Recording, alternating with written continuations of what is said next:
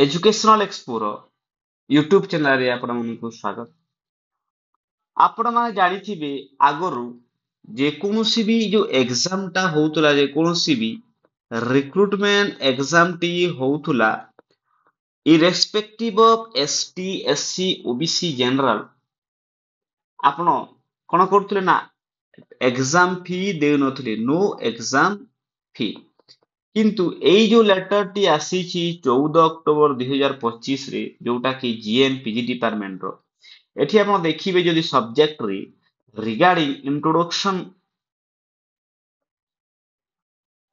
of recruitment fee for various recruitment examination conducted by recruiting agencies under the state government ताहेले आपन जो exam फी अगर देउ नथिले वर्तमान समय रे आपन को एग्जाम फी देबाकू पड़िबो आ काहाकू देबाकू पड़िबो केते टंका देबाकू पड़िबो जदि हमें देखिबा जो रूल टा अछि सही रूल अनुसार जदि हमें देखिबा जो पिला माने ST SC PWD category belong करूछंती सेमानकू कोनोसी पैसा देबाकू पड़िबो ना एठी जदि हमें देखिबा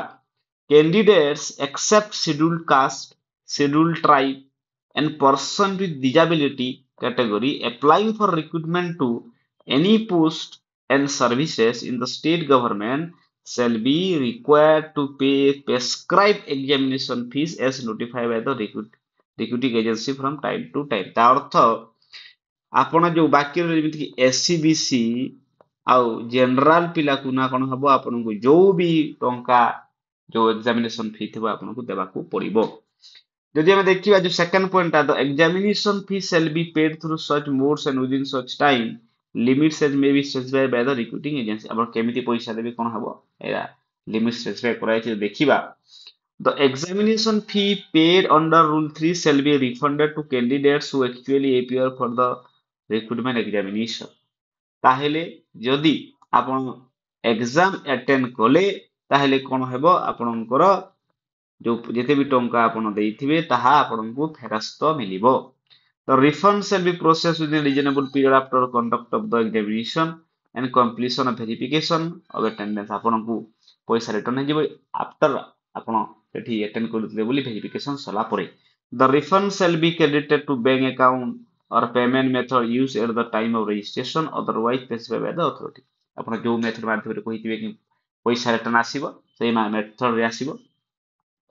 no refund shall be admissible to candidates who fail to appear in the examination for any reason whatsoever जो आपण यदि एग्जाम एपियर करि नाहंती ताहेले आपनको कोनसे टंका मिलिबो नाही the authority conducting the examination shall take necessary steps to ensure transparency and efficiency in the refund process आपण भलो भाबरे केमिति पैसा रिटर्न करिवे ताटी ताहा फुल्ली डिपेंड करू जे सेही जो अथॉरिटी ऊपर माने भलो भाबरे केमिति पैसा ट्रांसपेरेंसी वे